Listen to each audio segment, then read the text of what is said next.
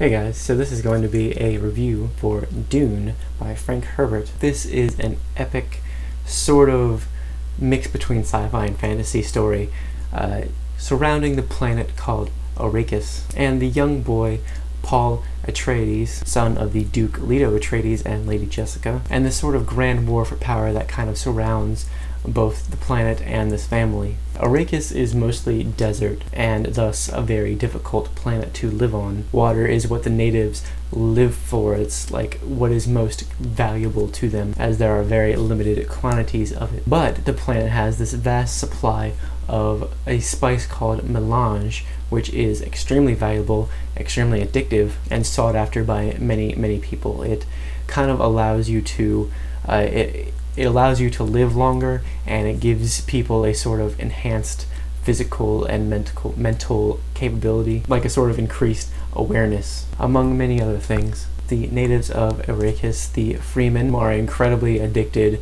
to the melange, but also use it to make themselves much more powerful, for lack of a better word, than normal people. Have these sort of trademark all blue eyes, where there's no white in the eyes, just they're all blue, which is a result of lifelong exposure to the spice. House Harkonnen had control over Arrakis, and thus had control over both the freemen and the spice for a while, but the power has been transferred to House Atreides, to Paul's father, the Duke. There's an immense hatred between the House Atreides and the Harkonnens, and then there's the Emperor, who has his very own reasons for transferring the power between the two. Kind of rules over everyone and plays puppet master with them. We watch as Arrakis becomes this center of much political intrigue. There's betrayal, snarky political debates over dinner, corrupt leaders, etc. There's also plenty of mysticalness surrounding some of the people. The freemen of the deserts are sort of tribal. They mostly live in caves, but also have a few technological advances, like these suits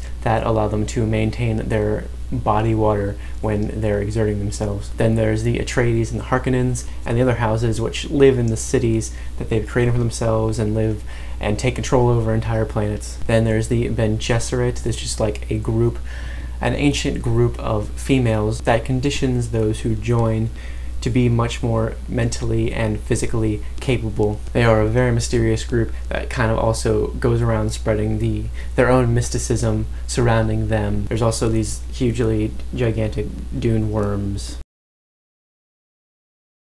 This book is very much driven by the world building, learning new things about Arrakis. I feel like I've pronounced that many different ways in this video already.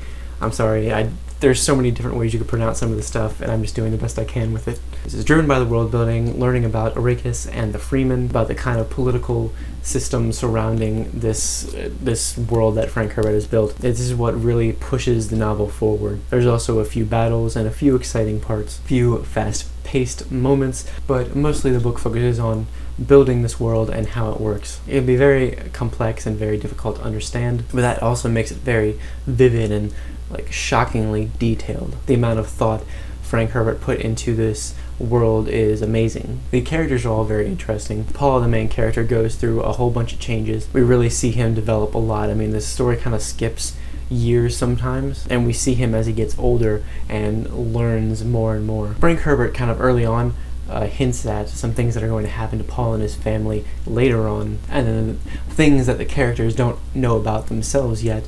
And that's a really interesting thing to see them catch up to what is happening, to see them catch up to what we already know. The Freemen are a really interesting group of people. They're really interesting to learn about, and everyone that Paul comes across, everyone that he comes into contact with, has this sort of story behind them. Some life that we aren't necessarily seeing, that we haven't really seen parts of, but that are hinted at really heavily, and makes their character much more interesting to read about. Paul's mother, Jessica, goes through quite a bit and is one of my favorite characters. I'm trying to say all this stuff without giving away any sort of spoilers, because there's a lot of stuff I could spoil really easily, and I don't want to risk that. Overall, the characterization was really done well, though it would have been nice to see a bit more of the Harkonnen side, as they kind of came across as complete douchebags and didn't really get fleshed out as much as the other side did, as much as Paul or Jessica, I would say. All of the characters have this sort of distance to them. Frank Herbert spends very little time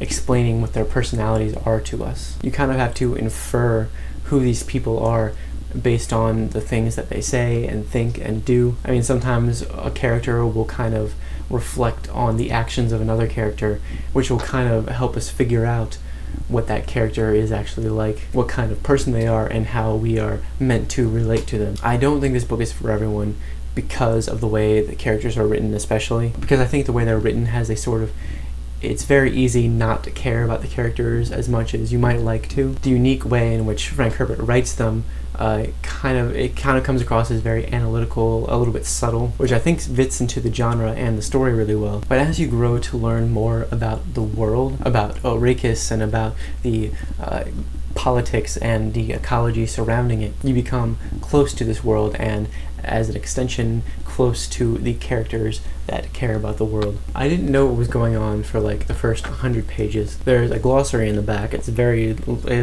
extensive glossary. I try not to look at it too much though. Overall, I really just wanted to figure things out as I went along, and I think Frank Herbert means for you to find out things as you go along. I think that for him, this world already exists, and Frank Herbert is just writing it down for us. And he doesn't necessarily have time to explain every little detail about what everything means before moving on, which can be a little frustrating, and I'm sure it will be frustrating for some people, which also makes it another reason why people might not like this. But I actually really enjoyed it a lot. I really enjoyed learning about the things that are going on in this world, and despite there being some confusing things happening, you do eventually get into it. You really do eventually understand it a lot better than you did before, and I'm sure if I read this again, I'd understand it really well all the way through. I'd understand all the terms and the things that are being said a lot better, which I think also gives it a really good rereadability. I mean, and then there are times that Frank Herbert will write these really like emotional scenes that kind of come across as very stream of consciousness. Especially later in the book, there are a lot of transformations that happen, a lot of realizations that really push the writing into hyperdrive. I don't want to say too much more. Like I said, I don't want to spoil anything. Overall, I really did enjoy this a lot. I really loved it.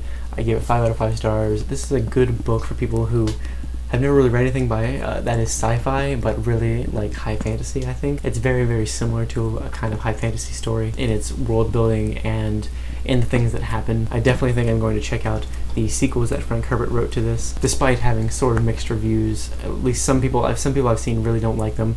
Some people have told me that they really love them. I'm going to read them just to see what I think of them and to see what happens next to these characters and to this world. But yeah, if any of that sounds interesting to you, definitely give this a shot. Thank you guys so much for watching, and I'll see you very soon with more. Worm sign. He's in that cave. Sandy, are you sure you? Of course I am. I'm going in, and I ain't coming out till I got me a big heaping plate of worm stew. Yee-haw! I got him, SpongeBob! Sandy?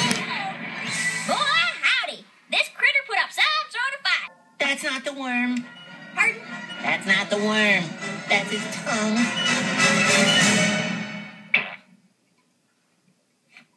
Oh, this is the tongue and the whole